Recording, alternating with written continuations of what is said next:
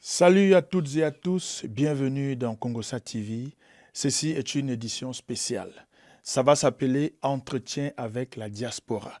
Oui, parce que profitant de mon séjour à Mbeng, c'est pas tous les jours qu'un gars du Kwate est à Mbeng comme ça, avec les Kaolo.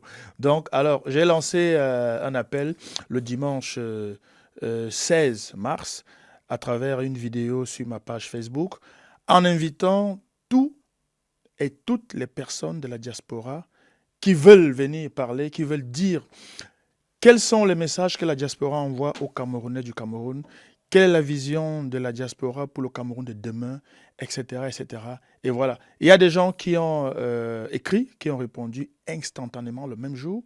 Et l'une de ces personnes qui a été parmi les premières personnes à solliciter l'entretien a dit que moi je suis là, moi je veux parler, je veux qu'on écoute la voix de la diaspora. Elle est là devant moi et cette personne s'appelle Kamwa la Panthère. Salut bro. Bonjour François. Bonjour Valérie. Bon, bonjour alors Valérie. donc, je te préviens. Ouais, C'est la première fois que je fais des interviews en France. tout à Et fait. quand on dit Kamwa la Panthère, on pense à la basse. Du Exact. coutement, du Oui, coutement. oui, ça, j'assume. Ouais. Tout à Ok. fait. Alors donc, je veux aussi te prévenir que l'entretien, ça va saigner. Oh, j'assume. C'est-à-dire que les questions, ça va être direct, roha. Non, il n'y a pas de souci. De toute façon, si tu as eu l'occasion de me côtoyer ou d'écouter mes lives, Mhm. j'ai pas langue de bois. Ok, Tu le sais. ok, ça marche. Bon, on va commencer par le commencement. C'est quoi ton vrai nom? Jean-Jacques Dibachou Kamwa. Jean-Jacques Dibati comme moi. C'est ça. Alors, tu vis à Mbeng depuis combien d'années? Ouf, ça, j'ai déjà oublié. En tout cas, je suis arrivé en 1998. Ah ouais, ça fait longtemps Ça quand fait un même. petit bout. Ça Ouais, fait 27 ans. ouais, Oh, pratiquement. ok. Bon, je m'excuse, hein, je suis entré du coup dans le tu.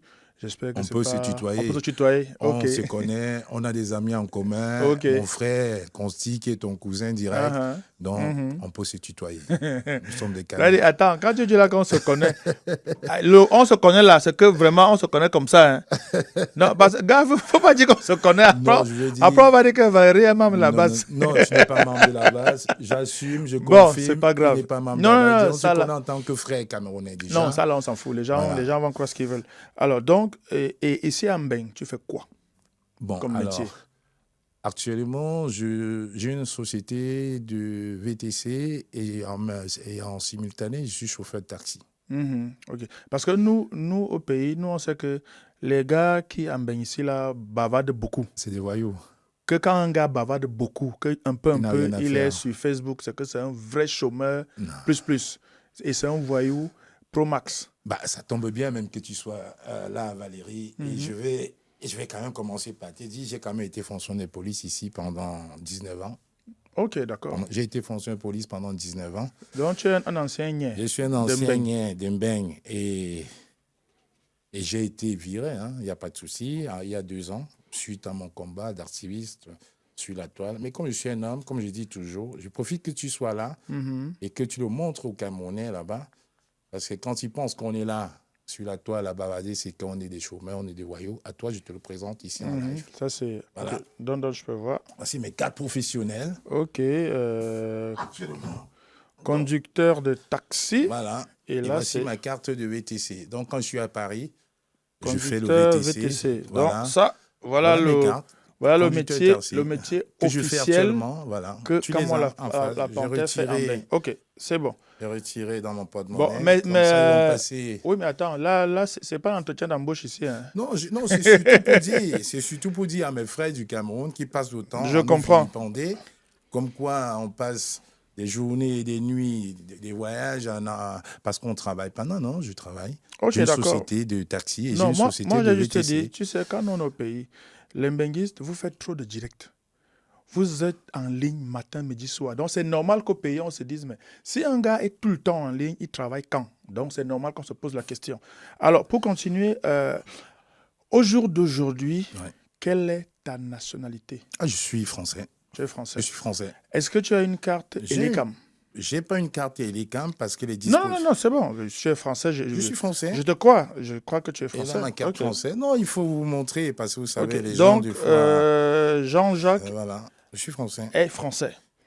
Donc, Français alors, depuis presque 20, 22, 23 ans aujourd'hui. la première question que je vais poser, Ouais. c'est en tant que Français, Oui. est-ce que tu penses que tu as encore le droit de parler des choses du Cameroun? Tout à fait. Je suis légitime de parler du Cameroun. Je suis né au Cameroun, je suis né à Ndongé, mon cordon ombilical est au Cameroun et à Ndongé et en Konsamba. Le président Paul Biya, il y a quelques années, quand il venait ici à la rencontre de la diaspora, il nous avait promis, il a fait des rencontres à l'ambassade, dans des journaux, comme quoi il se battrait pour la nationalité, pour la double nationalité de tous les Camerounais Bon, qui ont issu notre nationalité. oui, je comprends, Voilà. mais Oui, au jour d'aujourd'hui, c'est-à-dire que là où toi et moi on parle là, tout à fait. la double nationalité n'est pas reconnue au Cameroun. Ça Ouais. veut dire que Oui. quand un Camerounais prend une autre nationalité, Tout à fait. de facto, il renonce à sa nationalité camerounaise. Ça, c'est comme ça que la loi prévoit. C'est la loi camerounaise. Ok, donc ça veut dire que maintenant, Oui, techniquement, là, j'ai en face de moi un Français. oui. Et je repose ma question. En l'état actuel de la loi, ça veut dire que tu fais de l'ingérence dans les problèmes des Camerounais en tant que Français. Bah, je vous réponds en vous demandant qu'est-ce que M. Jean de Dieu Momo fait avec un rang de ministre alors qu'il a un passeport américain, Oui, alors mais, qu'il peut voter à l'ambassade des États-Unis pour les élections américaines. oui, mais là, je n'ai pas un moment en face de moi. Non, mais là, je n'ai aucune Le fonction. jour où je vais la voir en face de moi, je vais lui dire Je n'ai que aucune fonction. tel a dit que tu as un passeport américain et il J'affirme, va répondre. je n'ai aucune fonction régalienne au Cameroun. Aucune fonction. Je suis un Camerounais qui a acquis une autre nationalité, comme beaucoup de mes anciens collègues policiers français, qui avaient aussi la nationalité ivoirienne. Qu'est-ce que Jean de Dieu Momo fait au Cameroun avec un passeport américain? Qu'est-ce que mon jeune frère Samuel Eto'o fait au Cameroun en tant que président d'Africa Foot avec un passeport espagnol? Qu'est-ce que Roger Mila fait au Cameroun? Il est même ambassadeur itinérant avec un passeport français. Qu'est-ce que M. Adolphe Moudiki fait avec un passeport français? La liste, elle est longue et assez exhaustive. Je ne peux pas citer tous ceux qui ont des pouvoirs régaliens, qui ont la double nationalité française, américaine, anglaise. Si je comprends bien, ouais. Malgré le fait que tu sois français et que tu, on va dire techniquement, fasses de l'ingérence dans les choses des Camerounais, tu justifies cela par le fait qu'il y a d'autres Camerounais qui le font. La moitié du gouvernement, des membres du gouvernement pratiquement, ils ont cette binationalité-là. Pourquoi pas nous? J'ai parlé de Samuel Eto'o, ce n'est pas un secret des polichinelles. Bon, pour les ministres, je ne connais pas. Mais pour les sportifs, je crois savoir, ça je le dis avec des pincettes, je crois savoir que les sportifs internationaux, footballeurs, handballeurs, tout ce que tu veux, je pense qu'ils ont le droit, je crois savoir qu'il y a un décret présidentiel qui existe. Je crois savoir, autorisant les sportifs internationaux à avoir des fonctions régaliennes au Cameroun, président de l'Africa Foot, par exemple. D'autres passeports. Le reste, je ne connais pas. Parce que là c'est des questions hyper techniques. Et les ministres aussi. Et ça, déjà un, on ne va pas dire ce qu'on ne sait pas, ce qu'on ne peut pas prouver. J'affirme. Bon, pour Jean de toi, Dieu tu l'affirmes. Je l'affirme. Maintenant, on va voir. Le jour où je vais le recevoir, je vais lui poser la question. Vous pourriez aller sur sa page Facebook. Le jour qu'il allait voter à l'ambassade américaine, il a posté. OK, d'accord. On continue. Donc, la troisième question, c'est est-ce qu'aujourd'hui, Kamwa La Panthère est conscient que, à cause ou à travers les agissements de la base, dont tu es un membre important quand même, hein, ça il faut le dire, est-ce que tu es conscient qu'aujourd'hui, lorsqu'au Cameroun, on parle de la diaspora, on l'assimile à trois choses: la violence, la division et le tribalisme? Ça, c'est l'image que la diaspora, la base a donnée à la diaspora, à tort ou à raison. Mais aujourd'hui, quand on parle de diaspora et qu'on pense directement à la base, on assimile à ces trois choses-là. OK. Sur une échelle de grandeur, est-ce qu'on peut faire une comparaison entre les actes de la base et les actes du gouvernement du Cameroun? Vous pensez aujourd'hui que, je prends un exemple tout simple, vous pensez qu'aujourd'hui, aller manifester devant une ambassade, aujourd'hui, aller enfariner un ministre est plus violent que humilier, taper des artistes comme Longuet. On a vu une vidéo virale il y a quelques mois, tuer certains comme M. Martinez Zogo, Ouazizi, le père Mbala, Benoît Mbala, qui s'est noyé, lui qui était champion de natation, qui s'est soi-disant entre guillemets noyé. Est-ce que on peut mettre ça sur cette échelle des grandeurs-là? Est-ce que le fait que le Cameroun a eu il y a quelques mois, il y a quelques années, pendant le Covid Gate, des financements de l'Union européenne et de la communauté internationale pour aider sa population. Et certains ministres que je nommerai, M. Atangandi par exemple, se sont assis sur cet argent et ont vendu des kits qu'ils ont reçus gracieusement à la population. Vous ne pensez pas que c'est plus violent? Est-ce qu'on peut comparer vraiment l'enfarinement des ministres à toutes ces personnes décédées là? Vous savez ce qui s'est passé dans la conscience collective? Donc, si je comprends bien, Oui. tu estimes que toi et la base, vous avez un rôle de justicier. C'est-à-dire Nous que... n'avons pas un rôle de justicier. Attends que je termine. C'est-à-dire qu'en fait, pour chaque action que l'État va poser, c'est-à-dire par exemple, s'il n'y a pas le courant à Yaoundé, le ministre de l'énergie, vous le tapez. Si la route est gâtée, le ministre des Travaux publics, pardon, vous le tapez. Est-ce que vous pensez que c'est normal de vous approprier un rôle de justicier en agissant violemment sur des supposées personnes qui ont mis le peuple mal, entre guillemets? Déjà, je rectifie, on ne tape pas. Ça, c'est clair et net. On enfariner quand même. C'est pas taper. Enfariner en Europe, c'est un droit. C'est pas loin. Non, enfariner en Europe, c'est un droit c'est un mot de décontestation. Ici, en France, par exemple, on a enfariné les présidents Nicolas Sarkozy, les présidents Hollande, le président Macron. Il a même eu droit à une baffe, mais les gens, on les a pas traités des violents. Enfariner quelqu'un ici ne te donne pas le droit d'aller prendre une cellule comme à Kodengi, non. C'est une amende de 150 €, 350 € maximum. Ça, c'est ici en France. Oui. Moi, je parle de la perception au Cameroun. Mais le Cameroun, c'est une démocratie ou un royaume? Oui, mais je veux dire... Il y a un monsieur qui est là depuis 82 qui nous a dit « j'ai apporté la démocratie ». Donc, si on parle de la France, des États-Unis, du Cameroun, du Rwanda, du Sénégal, ça veut dire qu'on parle de démocratie. Dans un état de droit, la population a le droit d'utiliser des moyens légaux, légitimes pour contester la marche, l'enfarinage. Ça se fait dans toutes les démocraties. On a vu le président Trump, elle se fait jeter des chaussures dessus, des gens ne sont pas là en prison. Parce que nous sommes en démocratie. Donc, c'est quelle démocratie donc qu'on nous voit au Cameroun où le peuple est plutôt muselé, on ne peut pas revendiquer. Donc, si je comprends bien, toutes ces formes de démocratie-là, vous voulez qu'elles existent au Cameroun? Puisque c'est le président Biya lui-même qui a dit qu'il a apporté la démocratie. Allons en termes de démocratie. Oui, mais c'est pour ça que je peux faire une émission avec toi, puis je vais la publier, puis je vais rentrer au Cameroun tranquillement. Il n'y a pas de souci. Mais je veux dire, lorsque, si je comprends bien, vous expliquez aux gars au pays, ça veut dire qu'au pays, un gars doit pouvoir se lever, enfariner un ministre, parce que le ministre qui doit faire les ponts et chaussées ne l'a pas fait, il le fait. Mais est-ce que ça, ce n'est pas encourager le chaos? Non, ce n'est pas encourager le chaos parce que nos jeunes frères au Cameroun, à l'issue des élections de 2018, beaucoup de jeunes se sont levés, marchés, n'avaient enfariné personne. Ils se sont retrouvés en prison. Il y a des jeunes qui sont levés un matin en allant au boulot. Il y a un ami qui lui a dit « Oh là là, c'est pas possible, il faut qu'on aille aussi manifester. » Ils ont été bastonnés, j'étais en prison, certains ont pris 7 ans, 8 ans, 9 ans, 3 ans, 4 ans. On a encore vu une vidéo virale où on voit un policier en train de dire à un jeune Camerounais « Marche, vous voulez marcher? Non, marche. » Il prend son arme, il dégaine, il tire sur sa jambe. Vous pensez honnêtement, est-ce qu'on peut mettre cela comme une démocratie, comme un pays où on enfreint des ministres, les gens sont en train de pleurer, on voit 5 ministres d'État sortis pour faire des communiqués. Est-ce qu'on a revendiqué pour dire à ces policiers-là, peut-être qu'ils sont mal formés, qu'on ne tire pas sur quelqu'un qui est en train de marcher? Il n'y a aucun cas de légitime défense. Moi, en tant que policier, ces policiers-là, normalement, vont tout directement en prison. Quelqu'un en train de marcher, on tire sur sa jambe. Bon, je reviens... Les ministres sont sortis là-dessus? Non.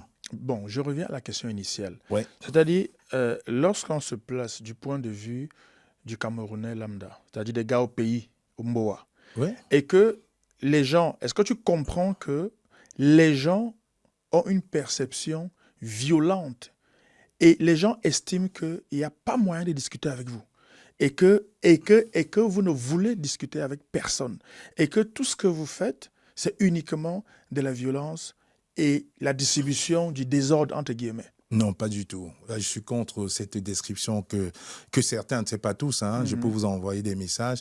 Les jeunes au Cameroun, la plupart des personnes qui nous contactent, c'est parce qu'elles vivent aussi au Cameroun et elles nous disent Merci pour ce que vous faites, vous êtes courageux. Nous, on vit ici, on ne peut pas le faire parce que même le voisin d'en face, le bailleur, le locataire, ils sont capables d'aller nous dénoncer parce qu'on a seulement fait une carte.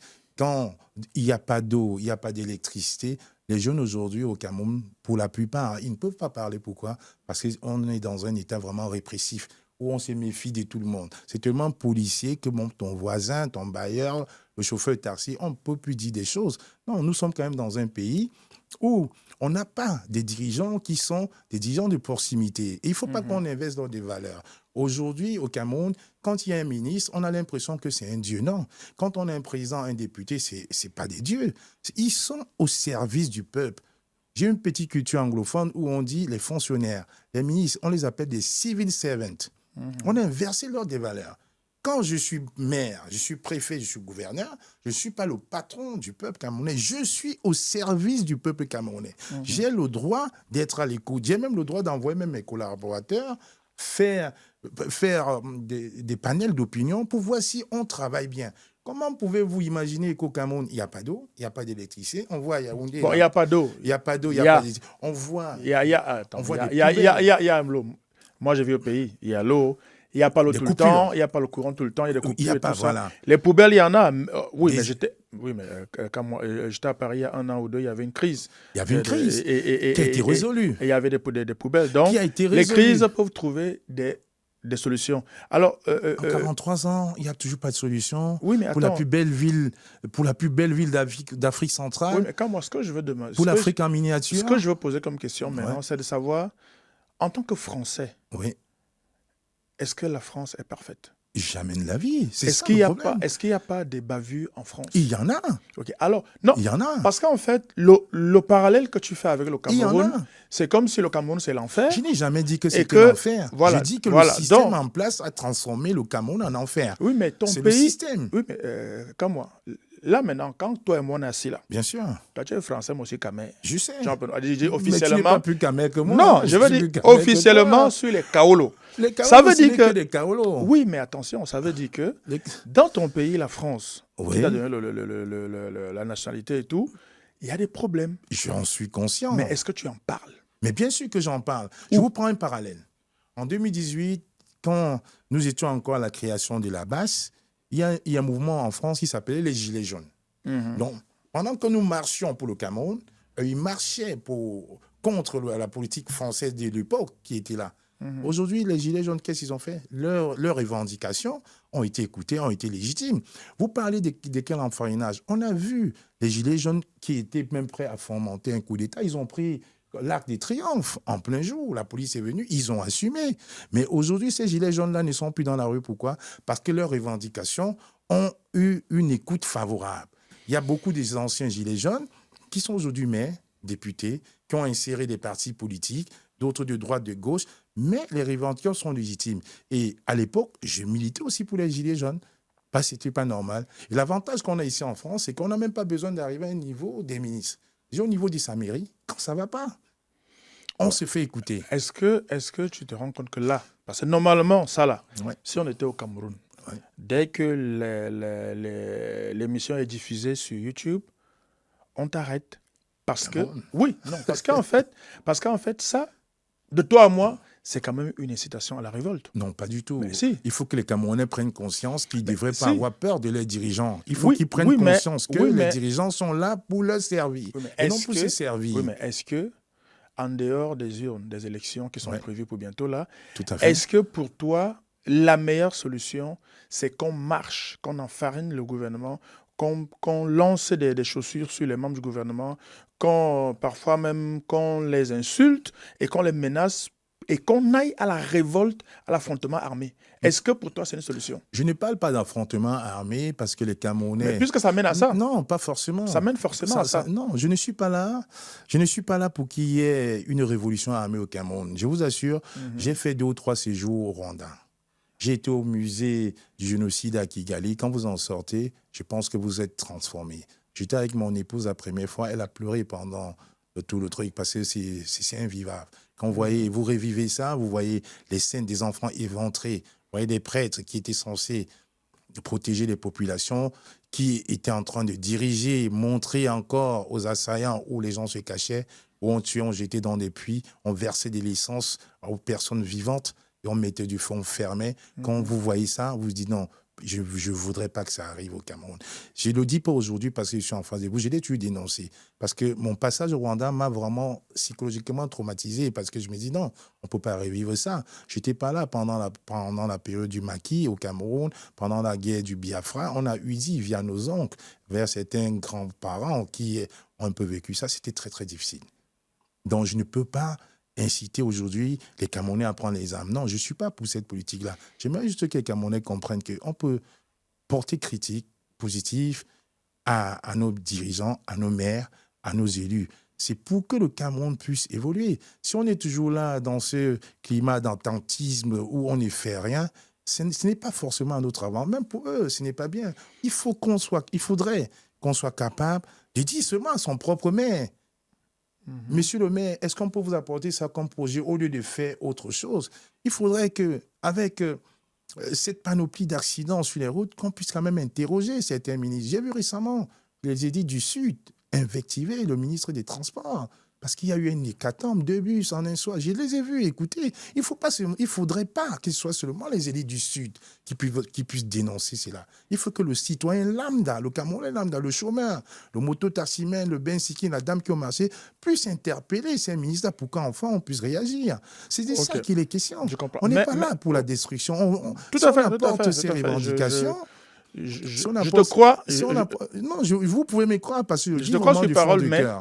Si on apporte ces revendications, c'est pour améliorer les choses. Je te crois, mais... Je te crois parce que là, je suis en face de toi, je t'écoute et tout. Je dis mais je te parle du ressenti des populations camerounaises. C'est-à-dire, en fait, c'est comme si depuis que tu es en bain, tu as quand même oublié que le Cameroun a une culture autre que la France et que les mentalités au Cameroun ne sont pas rétrogrades, elles sont simplement différentes de celles des Français. Donc, c'est comme si ce qui est autorisé en France, tout ce que tu as cité, en farinade et autres et tout, au Cameroun, ça ne passe pas. Pas seulement par rapport à la loi, mais par rapport aux mentalités, par rapport à la culture des peuples camerounais qui estiment qu'il y a d'abord le respect des personnes, entre guillemets déjà, âgées. Oui, on a un gouvernement des papas et tout, il y a d'abord ça. Donc, est-ce que tu comprends quand même qu'aujourd'hui, si les gens ont une mauvaise perception du combat que tu mènes, du combat de la base, c'est parce que l'axe de la violence et l'axe, on va dire, de la brutalité que la base a emprunté pose un réel problème. Nous n'avons aucun axe de violence, nous n'avons aucun axe de brutalité, parce que les gens quand même ont tendance à vouloir diaboliser, parce qu'on connaît très bien le système. Nous sommes dans une démocratie que M. Paul Biya dit, j'ai ramené la démocratie au Cameroun.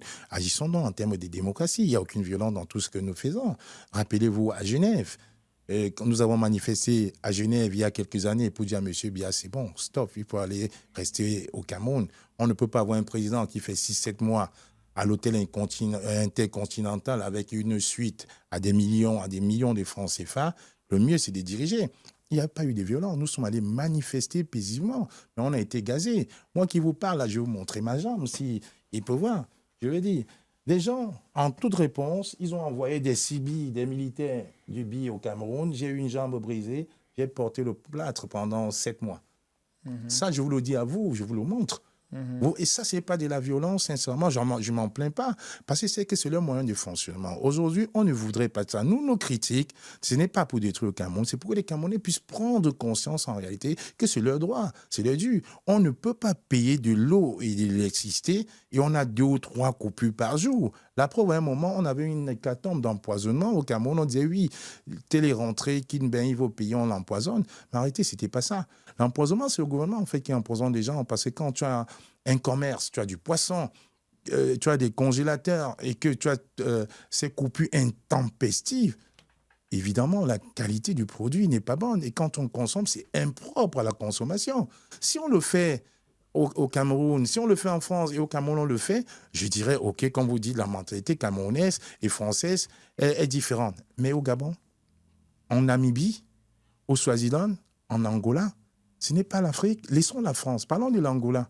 Aujourd'hui, en Angola, ils ont un panier d'embauche La plupart des Portugais quittent le Portugal pour aller travailler là-bas. Ils sont mis là-bas. C'est encore l'Afrique, l'Angola. L'Éthiopie.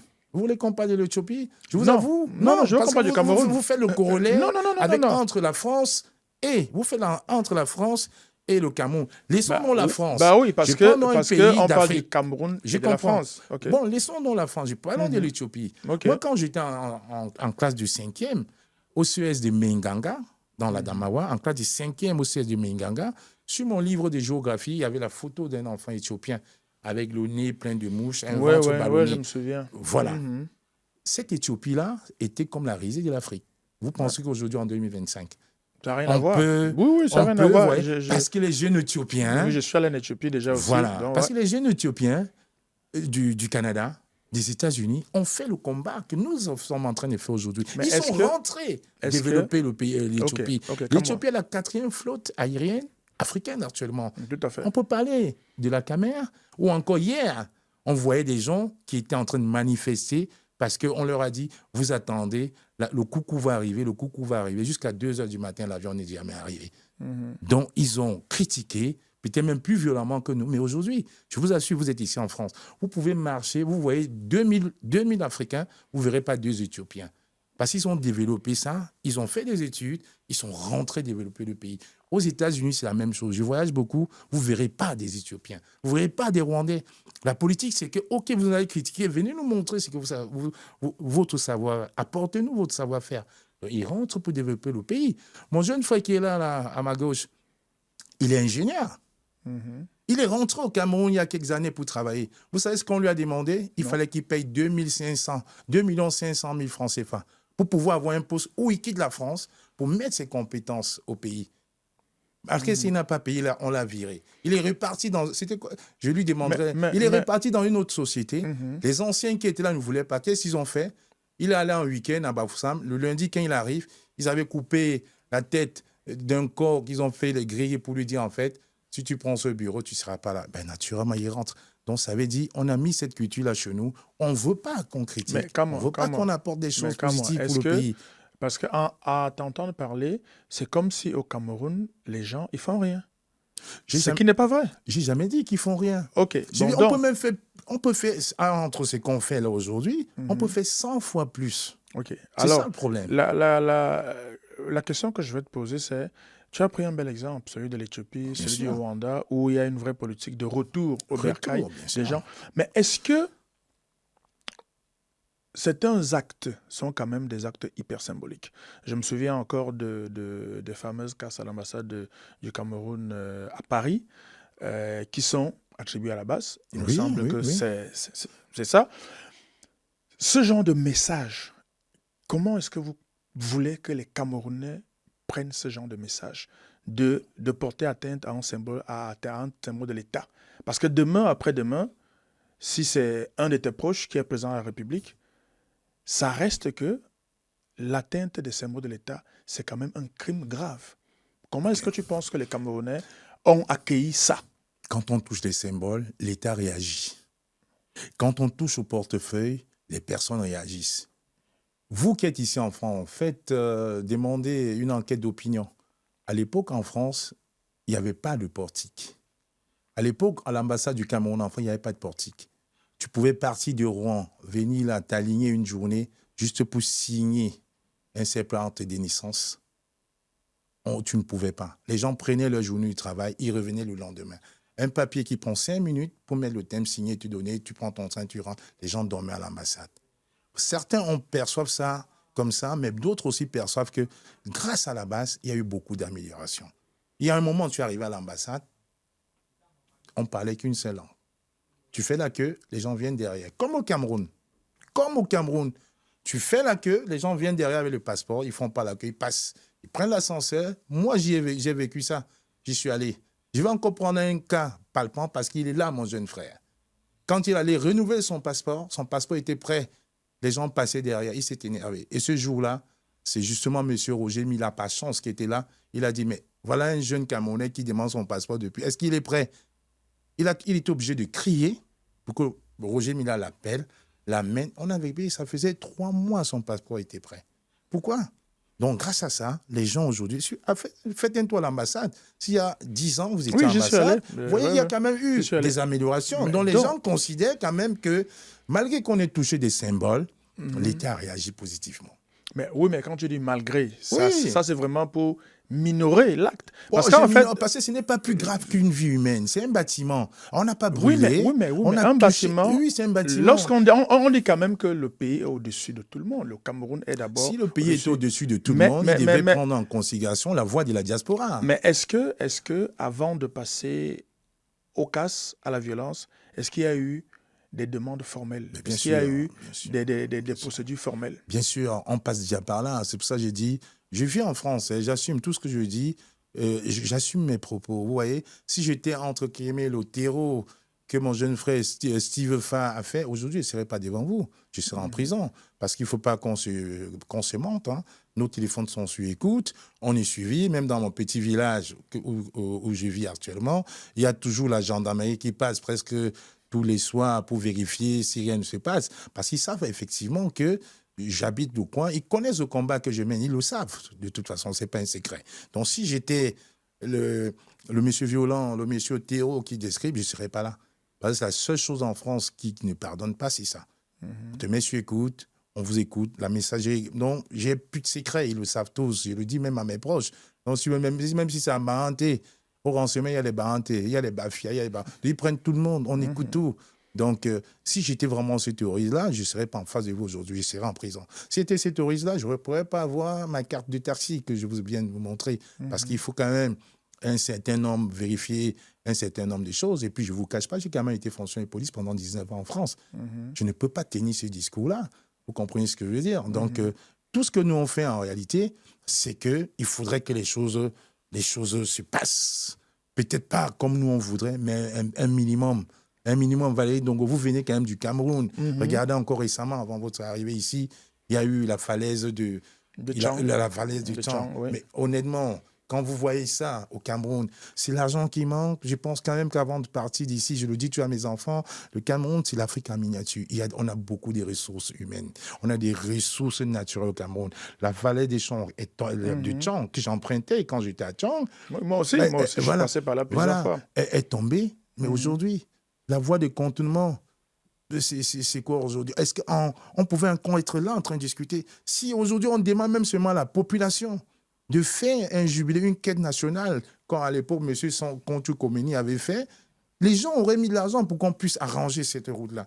Parce que sans cette route, la route, c'est le développement. Je pense sur ce petit cas. Oui, bien sûr. Est-ce qu'on pense à ces étudiants qui partent des temps? Aujourd'hui, on est obligé de recontourner, passer par Bafoussam, contourner. Je connais très bien ces régions parce que j'ai fait... Moi aussi, je connais très bien la région. Regarde tout ce que... je suis de Melon. Enfin, je suis de Melon. Melon, je vois. Ma belle famille est de Melon, dont j'emprunte en passant par la plaine de Sanzo, aujourd'hui. Je connais très bien la région. Je vous assure, même si on dit aux populations, mettez 500 francs CFA, en une semaine, on va avoir dessous pour ranger au moins ces falaises-là. C'est pour ça que j'interpelle les membres du gouvernement qui ne font rien. Oui, mais vous savez pourquoi ils ne font rien? Ils ne font rien parce que la plupart des enfants sont ici. Donc, ils s'en foutent. Vous ne pouvez pas nous dire aujourd'hui que quand on écoute un ministre de la Santé, prendre le micro et dire « Nous avons aujourd'hui les plateaux techniques au Cameroun dignes de ceux de l'hôpital Neuilly américain. » Je vous assure, moi, depuis que je suis en France, je n'ai jamais mis mes pieds là-bas parce que c'est un hôpital select. Digne de ceux des États-Unis, je dis non. Mais quand ils ont mal à la tête, ils viennent se faire soigner. Pour qu'ils ont peur de se soigner dans leur plateau technique du Cameroun. J'ai perdu ma belle-mère il y a moins de 2 ans, à Yaoundé, dans des conditions incroyables. Parti pour un petit mal des pieds, 2-3 jours après, on nous appelle pour dire non, elle est partie. Ce n'est pas normal. Nous sommes quand même en 2025. On ne peut pas cautionner ce gouvernement. On ne peut pas, à grand jamais, je pourrais cautionner ce système. Parce que ce système, ces gens continuent. Il y a le ministre de la Justice qui est ici en France, par exemple, je vous le dis, il est en train de se faire soigner. Maintenant. Il est en train de se faire soigner. Est-ce que vous nous avez vu aller à son chevet, l'embêter? Non, parce que justement, on respecte justement cet état de fait. Que, voilà, il a un certain âge, il faut qu'il se soigne, malgré qu'ils n'ont rien fait au Cameroun. On a eu Clément en Tangana ici. On nous sommes parlé, il y a un petit groupe de dissidents qui voulait dire, alors on a dit non. On se parle entre nous. On s'est dit non. Il est en train de se faire soigner, on le laisse. Dès qu'il sera en forme, on pourra peut-être continuer notre combat.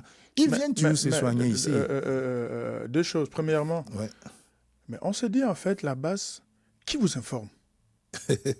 Comment vous faites pour avoir les mouvements c'est quand même des personnalités qui a quand même des discrétions. Qui vous informe? C'est pour ça dont je vous dis, contrairement à ce que vous pensez, il y a plus de personnes au Cameroun qui sont pour ce qu'on fait que ce que vous croyez.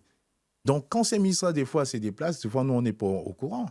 Il y a quelqu'un dans l'avion qui le voit au salon 2000, VIP voilà, VIP. À l'instant T, on est au courant. Pourtant, il parle même avec eux. La dernière fois, quand Atangadi est venu ici, ses voisins proches, on avait déjà l'information. Et avant même qu'il n'arrive, on a dit, on se réveille le lendemain matin à Paris. C'est fait quand il est arrivé, il n'a pas pris la voie. Normalement, il était obligé d'appeler les renseignements pour qu'on le fasse sortir par une porte dérobée. Et c'est ce qu'ils vont continuer de faire aujourd'hui, là. Moi, je l'assume. Ils vont continuer à le faire. Ils ne viendront plus se balader sur les Champs-Élysées. Ils ne viendront plus. C'est terminé. Il faut qu'ils comprennent aujourd'hui que le Cameroun, ce n'est pas leur petite personne. Le Cameroun est au-dessus, justement, de ces ministres-là, parce que c'est juste des nominations pour certains. Il faudra qu'ils vont partir. Le Cameroun va rester. C'est clair et net. Bon, alors, est-ce que, je me répète, est-ce que tu comprends quand même que la base qui franchement, elle est vraiment associée à tout ce qui est violent, à tout ce qui est division, à tout ce qui est même tribalisme. Non, ça c'est ce que je te dis. Mais est-ce que tu comprends que avec cet emballage-là, tout ce que vous dites, tout ce que vous allez défendre comme valeur, ça va être compliqué qu'on vous entende? C'est l'interprétation des personnes manipulées au Cameroun. Je précise que la BAS, une association de loi, elle est légale en France. Si la base correspondait au descriptif que vous me donnez de certains Camerounais, aujourd'hui, elle serait détruite. Elle n'existerait plus. Je tiens à vous rappeler que j'ai été membre de... C'était quoi, Fabrice, avec Kémy Séba, la Tribuca? La Tribuca. Okay. J'ai été membre de la Tribuca, avec mon jeune frère, là, avec Kémy Séba. Quand Nicolas... c'est ça, hein? Avec les Black Dragons, voilà. Nous étions membres, avec mon jeune frère qui est là, dans les années 2000. Donc, quand Nicolas Sarkozy est arrivé au pouvoir, il a vu que c'était un peu violent. On a détruit. Ça a été fermé. On a interdit. Vous comprenez ce que je veux dire? Ça a été interdit. Mais la base existe depuis 2018. Elle est encore là. Donc, ça veut dire l'interprétation que les uns font, il y a quand même des avocats qui sont au-dessus de ma petite personne qui peuvent analyser, dire non. Qu'est-ce qu'ils ont fait de mal en réalité? Quand on fait une demande de manifestation, on va le faire à la préfecture. La préfecture contrôle. Nous sommes encadrés, il y a la police qui vient. On ne peut pas venir encadrer des terreaux. Non, ils savent, c'est légal. Je vous dis, la Tribuca avait été bannie par Nicolas Sarkozy parce qu'effectivement, à l'époque, on était un peu plus violent avec les Black Dragons. Il faut dire la vérité. Mais là, la base, elle existe en France. Elle est légale et elle continue son travail. Elle va continuer son travail. La base ne s'arrêtera pas avec la fin du système bien. Elle va exister. Elle va continuer. Comme j'ai dit, la base, c'est un état d'esprit. Donc, elle est là, en fait, au-dessus, pour dire, hey, faites gaffe, on ne se bat pas en réalité contre la personne de M. Bia, persona nominé, mais contre ce système-là. C'est le système, en fait. Parce que le système va partir, le Cameroun va rester. Ok, bien sûr, heureusement.